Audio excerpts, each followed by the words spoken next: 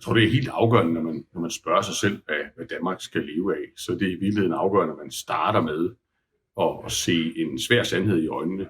Nemlig, at dem, der påstår, at det ved de, i hvert fald hvis de er politikere eller debattører, men det sandsynligvis ikke er rigtigt. Altså, fordi hvor skulle de vide det fra? Og selv hvis de har en rigtig god idé, så skal den jo stå sin prøve i virkeligheden.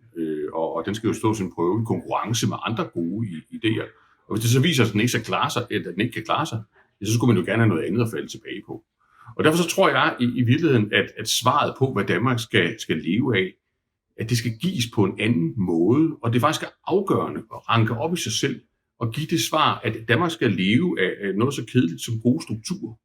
Vi skal leve af, at det her det er et sted, hvor uanset hvilken god idé man måtte have, så er der gode grundvilkår for, at de bedste idéer vinder, og de for alvor kan blive til noget, de kan blive store og også globalt store. Og det kræver, at man indretter et samfund, der er konkurrencedygtigt. Det kræver, at man har et samfund, hvor man bliver belønnet for at gøre sig umage, for at gøre en indsats, for at have de bedste idéer, og hvor man også har, om man så må sige, den eftertanke eller den modenhed.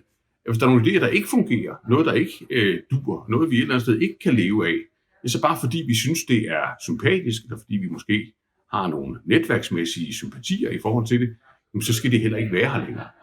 Så at have et samfund, der er konkurrencedygtigt, dynamisk, giver plads til det, der faktisk virker, og et eller andet sted er i stand til at sige farvel til det, der ikke virker, på en måde, der samtidig er socialt, solidarisk, til at holde ud værdimæssigt i et samfund, der er harmonisk og med stor tryghed, det tror jeg er helt afgørende.